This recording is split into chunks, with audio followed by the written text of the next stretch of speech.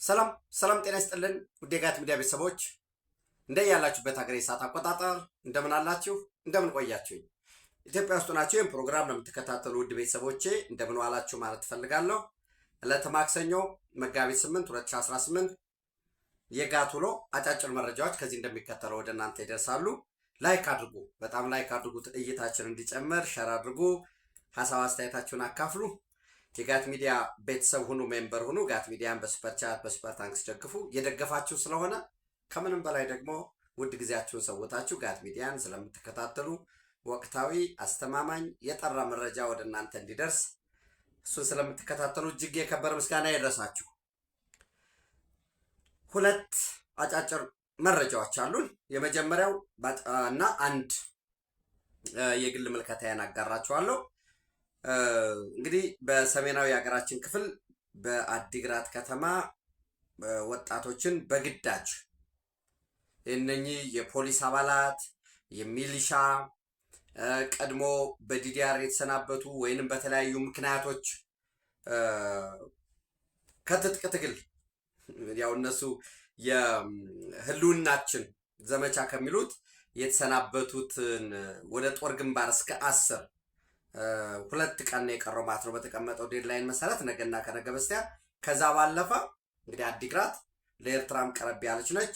የተወሰነውን ወደ ኤርትራ ለመውሰድ ሌላውን ደግሞ ትግራይ ክልል ውስጥ በሚገኙ ማሰልጠኛዎች ለማሰልጠን ወጣቶችን ለማፈስ በትናንትናው ዕለት ጥብቅ መመሪያ ወርዷል። ዛሬ ነገ ከነገ በስቲያ የሚፈጸም ይሆናል። እንግዲህ በአካባቢው ያላችሁ ወጣቶች ወይንም በዛ ቤተሰቦች ዘመዶች ላላችሁ ይህን መረጃ ብታደርሱ ከቦታው የደረሰኝ አስተማማኝ መረጃ ነው። ለሚሊሻዎች ቀጭን ትዕዛዝ ተቀብለዋል። የሚያስፈጽመው የከተማዋ የሚሊሻ ጽሕፈት ቤት በዛው ደግሞ በአዲግራት ያለው የአርሚ የህወሓት ጽሕፈት ቤት እነዚህ ሆኖ በጋራ የሚያስፈጽሙት እንደሆነ ነው አስተማማኝ መረጃ ያደረሰኝ። አስፈላጊው ጥንቃቄ ቢደረግ ለማለት ነው። አንደኛው ያለኝ አጭር መረጃ ይሄ ነው። ሁለተኛ እንግዲህ እንደምታውቁት ኢትዮጵያ ሙሉ ለሙሉ ማዳበሪያ የአፈር ማዳበሪያ ከውጭ እያስመጣች የምትጠቀም ሀገር ነች። እንግዲህ የሄደውን ኢህአዴግን ለመተቸት አይደለም፣ በመተቸት የሚገኝ ብዙም ጥቅም የለም። ነገር ግን ኢህአዴግ ግብርና መር ፖሊሲ ነው የምከተለው፣ የስልጣን ቤዜም ኮንስቲቴንሲም አርሶ አደሩ ነው፣ በስልጣን ሊያቆየኝም የሚችለው ሊያወርደኝም የሚችለው በዋነኝነት አርሶ አደሩ ነው የሚል በርዕዮተ ዓለምም ደረጃ እሱን ይከተል ነበር። ኦፍኮርስ ያ አብዮታዊ ዲሞክራሲ የሚባለው ርዕዮተ ዓለም ለተደራጀው ለአርሶ አደሩ ለየት ያለ ትኩረት ይሰጥ ነበር። ይሁን እንጂ በነበረበት የስልጣን ዘመን ለአርሶ አደሩ መሰረታዊ ግብዓት የሆነ የአፈር ማዳበሪያ ፋብሪካ ለመገንባት አልሞከርም። ያው እዚህ ወደ ጅማ አካባቢ ተሞክሮ የቀረው ሜቴክ የዘረፈው እንደተጠበቀ ሆኖ ማለት ነው። ድሬዳዋ ላይም ኦፍኮርስ ከሞሮኮ ካምፓኒ ጋር የአፈር ማዳበሪያ እንገነባለን የሚል እሱም ዝርፊያ ነው የተፈጸመበት። እቅዱ ነበረ ምናምን ከተባለ ያ እቅዱ ለዝርፊያ በሚል የተመቻቸ ነው። ኤኒዌይስ ይህንን ችግር ለመፍታት በመሰረቱ የብልጽግና ደግሞ ግብርና መር የሚል ወይም አንድ ላይ የተንጠለጠለ አይደለም፣ ሁሉንም የኢኮኖሚ መሰረቶች ማስፋት ነው። የማዕድን ዘርፉ በፍጥነት እያደገ ነው እንደምታውቁት። በቅርቡ እንኳ ሳምንት አይሞላውም የ4.2 ቢሊዮን ብር አልኩኝ የ4.2 ቢሊዮን ዶላር የማዕድን ኢንቨስትመንት ፊርማ ተደርጓል። ይሄ እንግዲህ ይሄ ወርቅና የብረት ማዕድኑን ነው። የፖታሽየም ደግሞ ኢንትሪሊየን የሚያወጣ የኢትዮጵያ ኢንቨስትመንት ሆልዲንግ ወደ ስራ እንዲገባ ስምምነት ተፈጽሟል ማለት ነው። እና በቱሪዝም ዘርፉም የምታዩት ነው። አንዳንዶቹ ሆቴሎች እየተገነቡ ምናምን ይላሉ። የቱሪዝም መዳረሻውን ማሳደግ ነው። አሁን ለምሳሌ ደሴ ላይ ወይም ደቡብ ወሎ ሐይቅ ላይ የሎጎ ሪዞርት ሲሰራ የሎጎ ሪዞርት በቃ የአካባቢውን ችግር ይፈተዋል ማለት አይደለም። የስበት ማዕከል ሆኖ ያገለግላል። ሌሎች ተጨማሪ ባለሀብቶች ለምሳሌ ያንን የሎጎ ሪዞርትን እንዲያስተዳድሩ ኃላፊነት የተሰጣቸው የቢኬጂ የበላይነህ ክንዴ ግሩፕ ኃላፊ አቶ በላይነህ ክንዴ ናቸው። ድርጅታቸው ነው። አቶ በላይነህ ክንዴ ባህር ዳር ላይ ሂልተን ሆቴልን እየሰሩ ነው። በሂልተን ሆቴል ስታንዳርድ የሎጎ ሪዞርትን ያስተዳድራሉ። ሌላ ተጨማሪ ኃላፊነት ተሰጥቷቸዋል። ምን የሚል ተመሳሳይ ኢንቨስትመንት በራሳቸውም ሌሎችንም አስተባብረው ሐይቅ ከተማ ላይ፣ ኮምቦልቻ ላይ፣ ደሴ ላይ፣ መርሳ ላይ፣ ወልዲያ ላይ ኢንቨስተር እንዲስቡ በአካባቢው ትልልቅ ኢንቨስተሮች ይመጣሉ ነው እቅዱ በማስተር ፕላኑ። የዛ ኢንቨስተሮች ሲመጡ የሚያርፉበት ያን ብቻም አይደለም። እንግዲህ ኢትዮጵያ የባህር በር የማግኘት ኤግዚስተንሻል ስለሆነ የባህር በር ታገኛለች ኢትዮጵያ መቼም የሚለው ካልሆነ በቀር ጀስት ሰርቴን ነው። ኢትዮጵያ የባህር በር የማግኘቷን ጉዳይ ልክ እንደሞት አድርጋችሁ ሰዱት። እርግጠኛ ሁኑ። ያው ሰርቴን ሲሆን 100% ግን አሁን አንሰር መቼ የሚለው ካልሆነ በቀር የባህር በር ይኖረናል። ያው መቼ ሲባል ደግሞ የዛሬ 10 ዓመት የዛሬ 20 ዓመት ማለት አይደለም። እንደ ካሚንግ ይርስ ማክሲመም በ2-3 ዓመት ውስጥ ኢትዮጵያ የባህር በር ይኖራታል። ባይ ኤኒ ሚንስ ፖሲብል ማለት ነው።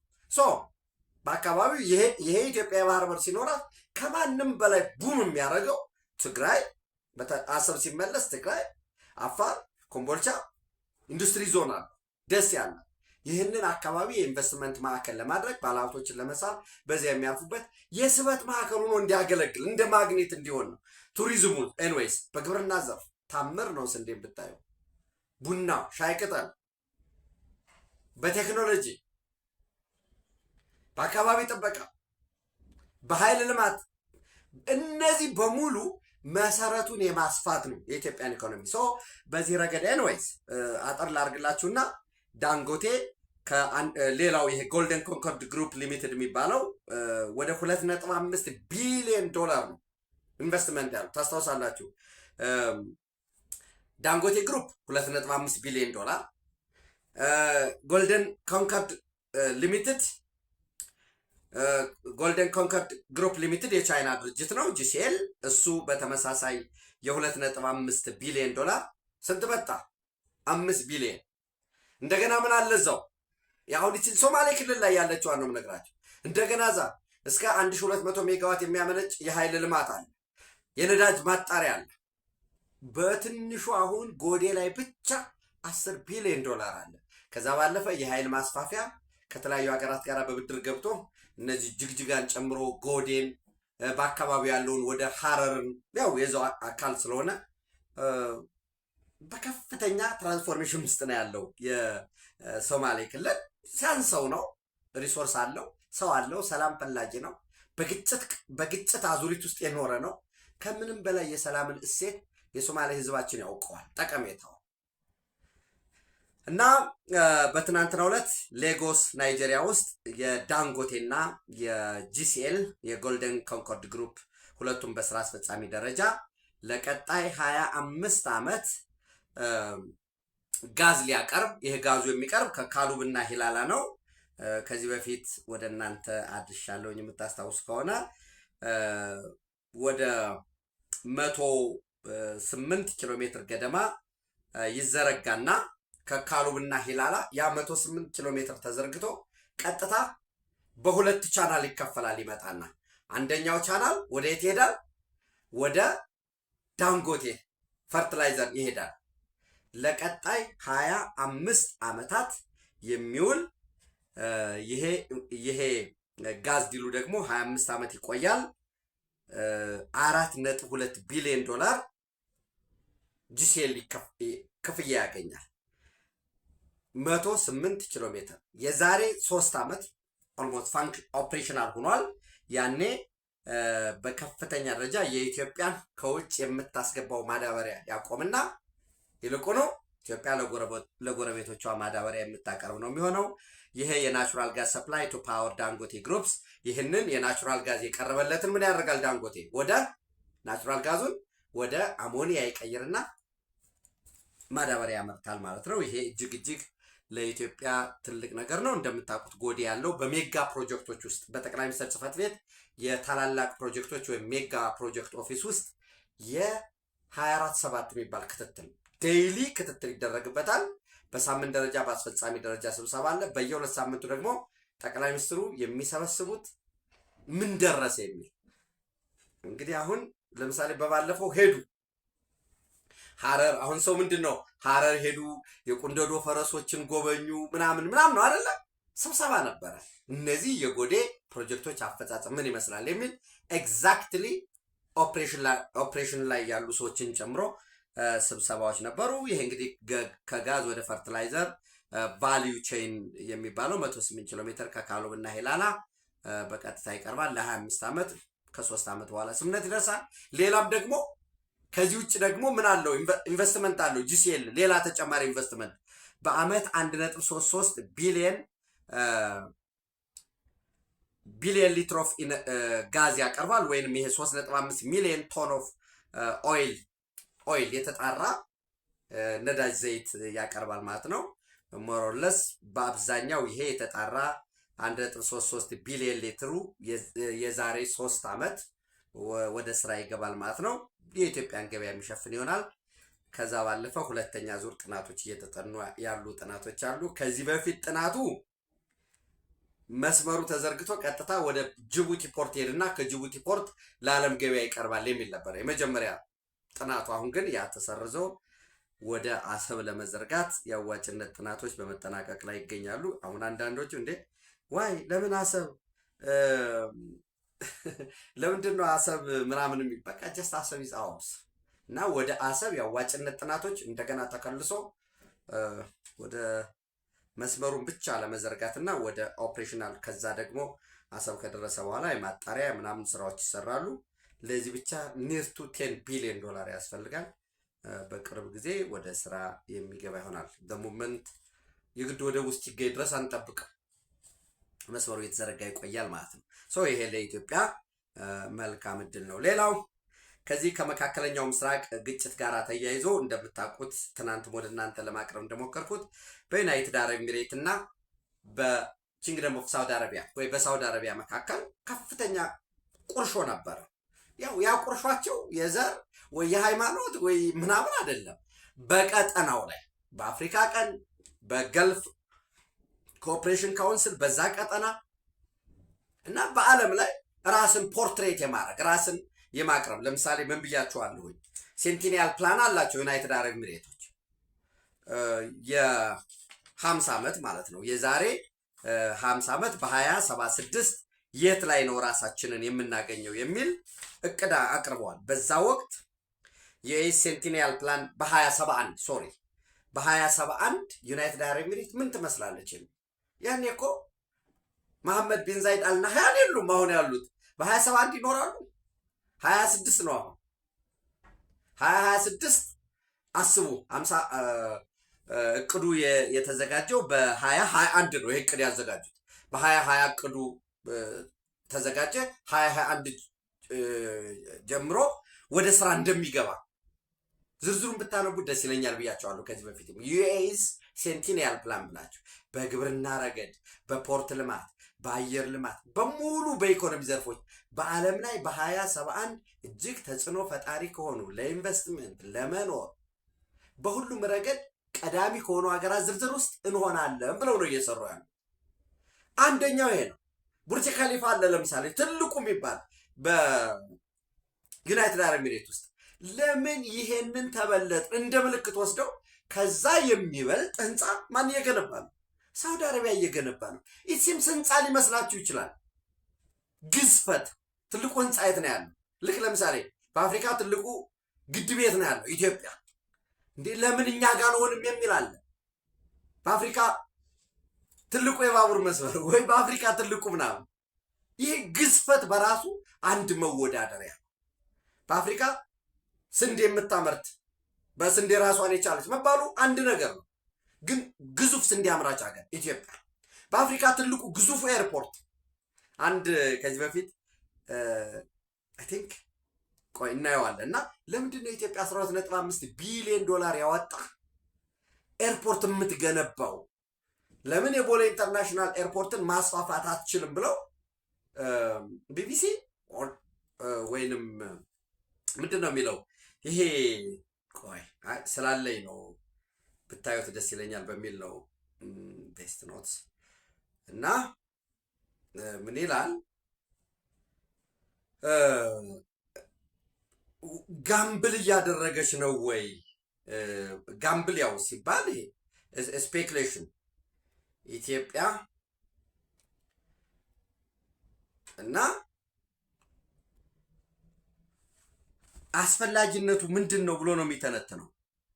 ያ ኢትዮጵያስ ኢንሴን ኤርፖርት ጋምብል ይላል እና ምንድን ነው ይሄ ያስፈለገው? 12.5 ቢሊዮን ኤርፖርት የሚያወጣ አሁን ያለውን ቦሌ ላይ ያለውን ለምን ኤክስፓንድ አያደርጉትም? እና ያን ሊና ይተነትናል። አንደኛው ግዙፍ መሆኑ በራሱ ይዞት የሚመጣ አለ። ከዛ ባለፈ በዝርዝር ውስጥ አለ እንድታዩት። ላንድ ሎክድ በመሆናቸው ነው። አማካይ ላይ በመሆኑ የሳውዝን ወደ ደቡብ አሜሪካም ወደ ሚድል ኢስትም ለመሄድ ስለሚያገለግላቸው ነው። ግዝፈት በራሱ ይዞት የሚመጣ ነው ብሎ የቦሌ ኤርፖርትም በራሱ ኤክስፓንድ ለማድረግ ምንድን ነው ምን ይላል ለማስፋፋትም አስቸጋሪ ስለሆነ ነው ይልና ይመጣል። ከፈለጋችሁ ይህንን እንትኑን ልንገራችሁ ብዬ ነው። ሉኪንግ ፎር ላይ ምን ብሎ ያስቀምጣል? ዋይ ኢዝ ኢትዮጵያ ቢልዲንግ አፍሪካስ ላርጀስት ኤርፖርት የሚል ማርች 11 ከ5 ቀን በፊት ያስቀምጠዋል። አስፈላጊ ከሆነም እያንዳንዱን ያቀረቧቸውን መከራከሪያዎች ወደ እናንተ አመጣለሁ። ኤኒዌይስ ምን ለማለት ፈልጌ መሰላችሁ? ግዝፈት አንዱ የመወዳደሪያ እና ቡርጅ ከሊፋ ትልቁ ነው የሚባለው ነገር ዩናይትድ አረብ ኤሚሬት የጂሲሲ አባል ናቸው። ኖ ኖ ኖ እኛ ግዙፉን እንገነባለን። የት? አዲሱ ኒው ሲቲያቸው ላይ ሳውዲ አረቢያ የምትገነባው። ይሄ ሀገራት ይወዳደራሉ።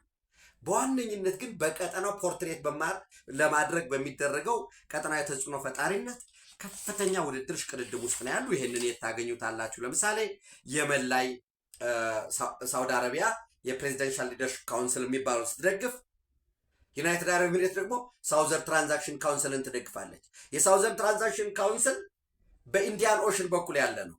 ዩናይትድ አረብ ኤሚሬት ደግሞ በየት በኩል አላት? ፉጅራ የምትባለው ግዛቷ ኢንዲያን ኦሽን ጋር ትዋሰናለች። ይህንን አንዱ ሰዱ። ሳውዲ አረቢያ ግን የግድ የነዳጅ ዘይቷን ለማቅረብ በሆርሙዝ በኩል ማለፍ አለባት። ያንን ደግሞ ሳውዲ አረቢያ ይሄ ሊሚቴሽን እንዳለ የሆርሙዝ ላይ ዲፔንደንት ከመሆን በሚል በሳውዘርን ትራንዛክሽን በኩል ሳውዘርን ትራንዛክሽን ካውንስል በሚያስተዳድረው ደቡብ የመን በኩል ነዳጇን በኢንዲያን ኦሽን አድርጋ ወደ ቀይ ባህር ወደ አውሮፓ ለማቅረብ እቅድ አላቸው። በሳላህ ዘመን ስምምነት ፈጽሞበት የነበረው ሳውዘርን ትራንዛክሽን ካውንስል በጣም ተጠናክሮ ያራምድ የነበረውን የመገንጠል አገር የመሆን እቅድ ከዚህ በፊትም ያኔ የአረብ ሶሻሊዝም መጥቶ ሁለቱ አንድ ባይሆኑ ኑሮ የተለያዩ ሀገር ስለነበሩ ሰሜናዊ ክፍሉ በቱርክ ቅኝ ግዛት ሲገዛ የኖረ በጣም የእስላሚክ ሸሪያን ማክረር የሚፈልግ ነው። ደቡባዊ የመን መቀመጫውን ኤደን አድርጎ ዲሞክራቲክ ካልቸር ያለው በአብዛኛው በእንግሊዝ ቅኝ ግዛት ሲገዛ የኖረ ነው። የተለያዩ ሀገር ነበሩ። በኋላ ነው ሳላህ ነው አንድ ያደረጋቸው። በ1991 ነው አንድ የሆኑ። እነ የመን በ1991 አንድ ሲሆኑ የኛው ጉዶች ደግሞ አንድ የሆነን ሀገር ገንጥለው ኤርትራን እሺ ይሁን ሀገር ይሁን ችግር የለውም ህዝቦች ታግለዋል ወዘተረፈ የሚባለው መከራከሪያ እንቀበል። የባህር በር አሳጥ ሰዎች በቀጠናው 2-3 ኪሎ ሜትር የናቫል ቤዝ ማስቀመጫ ለማግኘት አገራት በሚሻኮቱበት በዚህ መስመር ባንዳነትን ከፍ አድርገው ይሄዱ።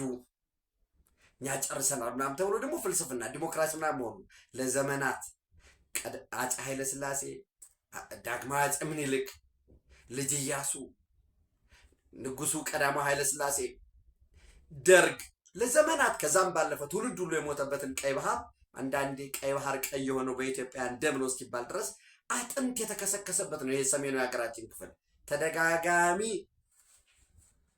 ወረራዎች ሲካሄዱበት የኖረው ነው እና ኤኒዌይስ ምን ልላችሁ ነው፣ እዚህ ላይ እንትኖች አሏቸው የመን ላይ። ከዛ ከየመን አለፍ ብለን ስንመጣ ደግሞ ሱዳን ላይ እናገኛቸዋለን።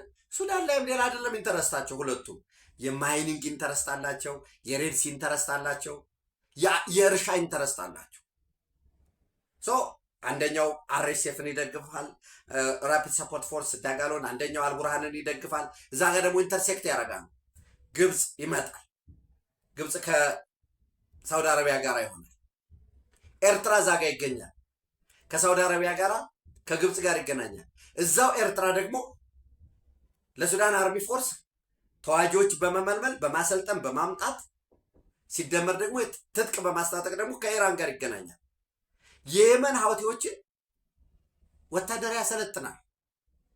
ኤርትራ በተለይ ከቀይ ባህር አፋሮች ሰራዊት እየመለመለ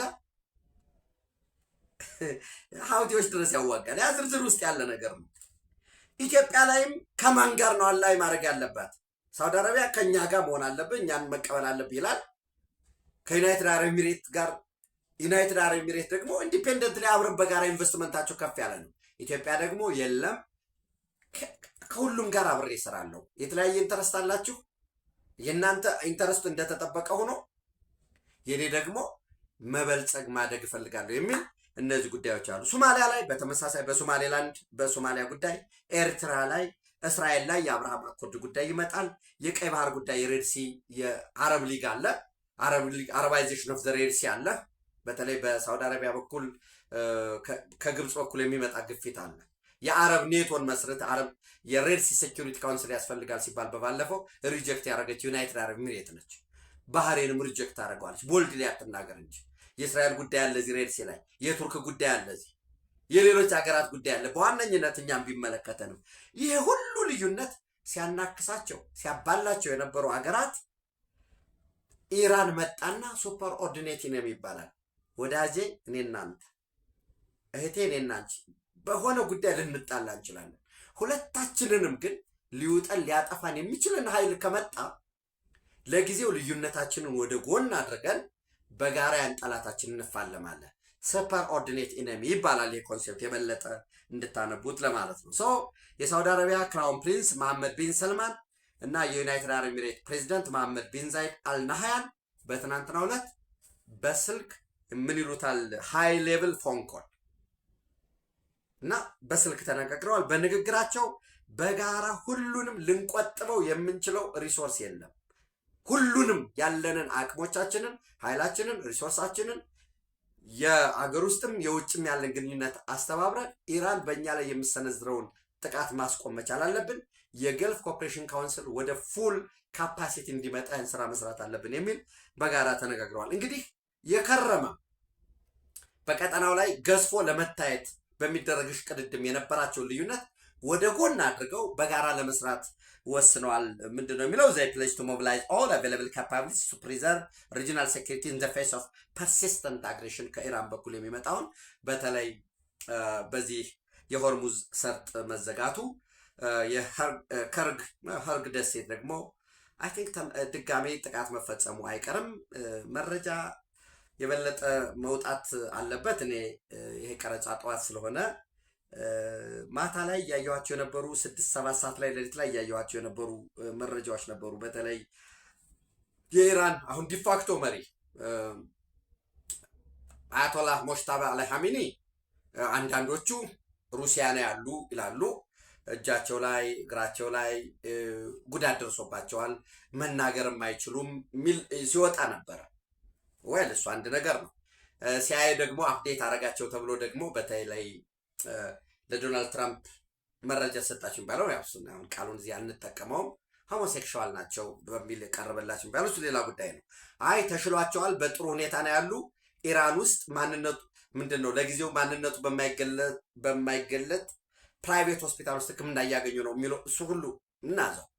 ዞሮ ግን በአሁኑ ሰዓት የኢራን ዋነኛ መሪ አሊ ላርጃኒ ናቸው። የኢራን ሴክሬታሪ ኦፍ ኢራን ሱፕሪም ናሽናል ሴኩሪቲ ካውንስል ወይንም የኢራን ብሔራዊ ደህንነት ብለን ልንወስደው እንችላለን።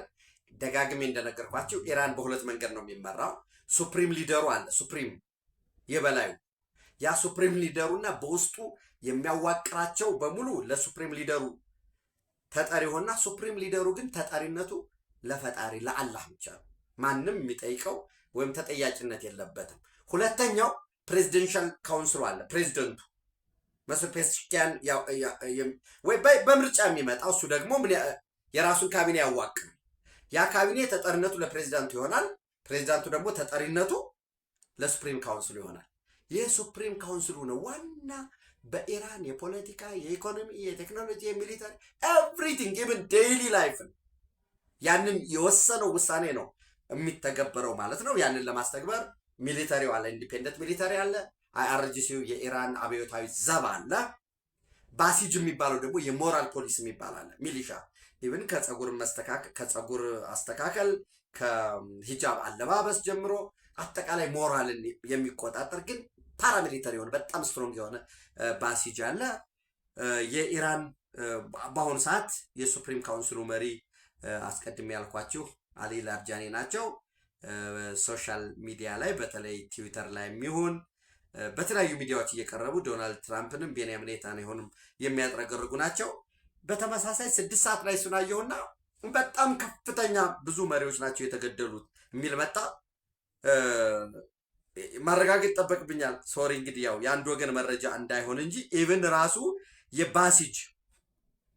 የባሲጅ ይሄ ያልኳቸው የሞራል ፎርስ የሚባለው ግን በጣም የሞራል ደህንነት አስጠባቂ ግን በጣም ስትሮንግ የሆነ ፓራሚሊታሪ ነው።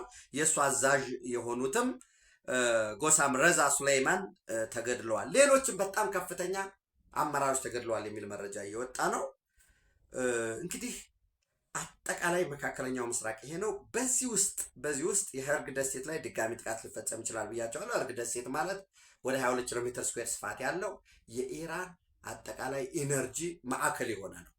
እዛ ላይ ደግሞ የሆርሙዝ ሰርጥን ለማስከፈት ዶናልድ ትራምፕ ለኔቶ አባል ሀገራት ጥሪ አቅርበው ነበረ። እንግዲህ ጃፓንም አልሳተፍም ብለዋል። ጀርመን ራሱ ጦርነቱ እኛን አይመለከተንም ብለዋል። እንግሊዝ አይመለከተንም፣ ፈረንሳይም፣ አጠቃላይ የአውሮፓ ሊደርስ ኢዩ ሊደርስ ሪጀክት ሚሊተሪ ኢንቮልቭመንት ኢን ስትሬት ኦፍ ሆርሙዝ አሚድ ዋር ኦን ኢራን የአልጀዚራ እንግሊዝኛ ይዞት የወጣው ነው። አንሳተፍም ብለዋል። ዘን አንድ ሰፊ ሀተታ ጽሁፍ የጻፈ ጋዜጠኛ አለ። እንዴ በባለፈው ሳምንት እኮ እንግሊዝ ኤርፎርሷን ላሰማራ ፍላጎት አለች ስትል እኛ ጦርነቱን ካሸነፍን በኋላ የሚያግዘን አንፈልገውም ብለው ነበር ዶናልድ ትራምፕ።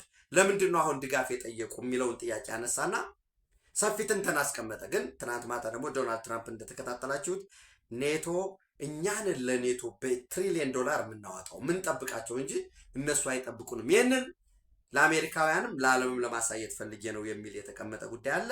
የኢራን የነዳጅ አቅርቦት ነዳጅ ጫኝ መርከቦች እንዲተላለፉ እየተደረገ ነው። ዞሮ በዚህ ሁሉ መሀል ጠላት የነበሩ ወይንም በፉክክር ስሜት ውስጥ ጠላትነት የሚለው በፉክክር ስሜት ውስጥ የነበሩ ሀገራት ሳውዲ አረቢያና ዩናይትድ አረብ ኤሚሬት በጋራ ወደ አንድ ከመጡ ኢትዮጵያና ግብፅም በተመሳሳይ ወደ ትብብር፣ ወደ አንድነት፣ ወደ ህብረት ሊመጡ የሚችሉበት እድል ያውም በቅርብ ጊዜ አለ የሚል ምልከታ አለ። ዛትስ ማይ አናሊሲስ። ለምን አሁን የኢራን ተባባሪ የሆነው ሀውቲ አለ። ሀውቲ እንዳልኳችሁ ድጋፍ የሚያገኘው ከኤርትራ ድጋፍ ያገኛል። እራሱ ግብፅም እኮ ይደግፈዋል ዳይሬክት።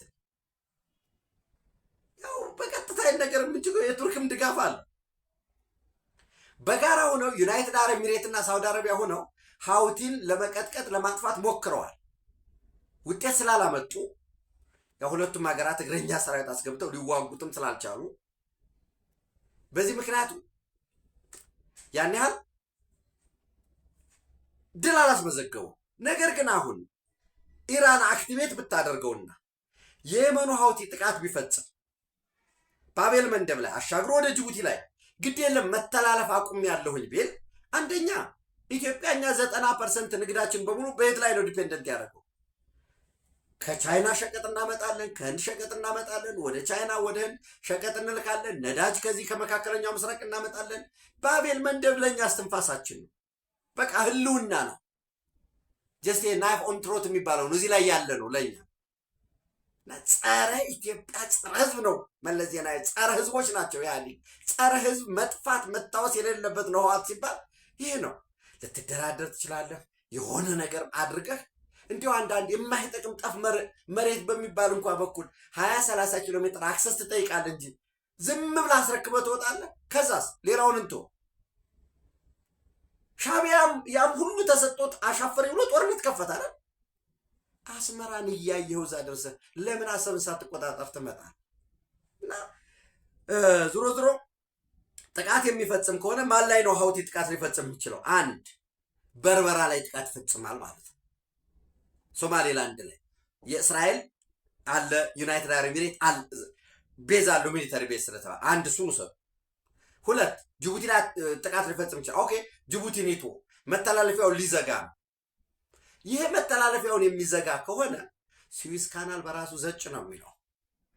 ግብፅ ገብቶ ይዋጋሉ ከየመን ሁቲ ጋር አይችሉም። ኖት የትኛውም ሀገር ገብተው ተዋግተው ሊቢያ ላይ ገብተን እንዋጋለን አሉ። ምንም ውጤት አላስመዘገቡም። ሱዳን ላይ እየተዋጉ ነው፣ ውጤት አላስመዘገቡም። በየገቡበት ሽንፈት ነው። ግብጾች የሚያደርጉት ምንድን ነው? ግዙፍ መሳሪያ ያሰልፋሉ፣ ፓሬድ ሚሊተሪ ፓሬድ ያደርጋሉ። እሱ ይቀረጻል፣ ኤዲት ይደረጋል። በቃ ያንን ማስፈራራት ነው፣ ያንን መርጨት ነው። አንድ የእነሱ የካምፕ ዴቪድ አግሪመንት ጠቅሟቸዋል። ከአሜሪካ ድጋፍ ያገኛሉ። ኢብን እስራኤልም ይደግፈዋል። ይቺ የስዊዝ ካናል ስትራቴጂክ ኢምፖርታንሳቸው ደግሞ የላቀ ድጋፍ ከጂሲሲ ያሉበት የትኛውም ቦታ ግብፅ ይጠራል። ይችኛዋን የስዊዝ ካናል ስትራቴጂክ ኢምፖርታንስ ስላላቸው ሰው ለዛ ሲባል የናይል ጉዳይ የአባይ ጉዳይ በድርድር ላይ ነው ያለው። እሱ እንደተጠበቀ ሆኖ የግድ ለራሳቸው ህልውናም ሲሉ ኢትዮጵያም ለራሷ ህልውና ሲባል የየመኑ ሀውቲ አክቲቬት ሆኖ ጥቃት የሚፈጽም ከሆነ ራሱ አልሸባብ አይኤስአይኤስ ከአልቃይዳ ጋር ሊንክ ያለው ጥቃት የሚፈጽም ከሆነ የኢትዮጵያ ሚሊተሪ ብቻ ነው በዚህ ቀጠና ላይ ያለውን ጸጥ ረጭ አድርጎ ሊያስተዳድር ሊመራ የሚችለው። ስለዚህ በቅርቡ ግብፅና ኢትዮጵያ ከፉክክር ወደ መተባበር ሊያድጉ ይችላሉ። ቀጠናዊ ሁኔታውም ይህንን የሚያስገድድ ይሆናል። ለምሳሌ ዩናይትድ አረብ ኤሚሬት በጣም ከፍተኛ ተጽዕኖ የሚፈጥር ነው በግብፅ ላይ በቀጥታ በፖለቲካቸው ላይ። ሳውዲ አረቢያ፣ ዩናይትድ አረብ ኤሚሬት ደግሞ ከኛ ጋር በጣም ኦልዌዘር ስትራቴጂክ ፓርትነርሽፕ እያደገ ነው ያለው። ሁለቱ ሀገራት መስማማታቸው በጋራ በመሆን ቀጠናውን ሰላም ለማስከበር ይረዳሉ። ትናንት ወደ እናንተ እንዳደረስኩት ደግሞ የፈለገው ቢሆን መካከለኛው ምስራቅ ደግሞ ሰላም የሚሆነው የቀይ ባህር መስመር ሰላም ሲሆን ነው። የቀይ ባህር መስመር ደግሞ ሰላም የሚሆነው ኢትዮጵያ የቀይ ባህር ጠረፍ ተጋሪ ሀገር ስትሆን ነው። ከፉክክር ወደ ትብብር የሚያድግበት እድል ከፊታችን ያለው። በዚህ ረገድ አንዳንድ ጅምር የዲፕሎማሲ ስራዎች እየተሰሩ ነው ያሉት። አንደኛው የቀይ ባህርን መስመር ሰላም የማድረግ ጉዳይ ለራሷ ለኢትዮጵያ ብቻም ሳይሆን ለዓለም አቀፉ ማህበረሰብ እጅግ ወሳኝነት ያለበት ነው። በዛ ረገድ ሰፋፊ ስራዎች በኢትዮጵያ በኩል እየተሰሩ ነው። ሌሎች ተጨማሪ መረጃዎችን ምልከታዎችን በጋት ዕለታዊ ምሽት በተለመደው ሰዓታችን ወደ እናንተ አደርሳለሁ። በድጋሜ ላስታውሳችሁ፣ ላይክ አድርጉ፣ ሼር አድርጉ፣ ሀሳብ አስተያየታችሁ አካፍሉ። ጋት ሚዲያ ሜምበር ሁኑ። ጋት ሚዲያን በሱፐር ቻት በሱፐር ታንክስ ደግፉ። ድጋፋችሁ ተጠናክሮ ይቀጥል። ታንኪዩ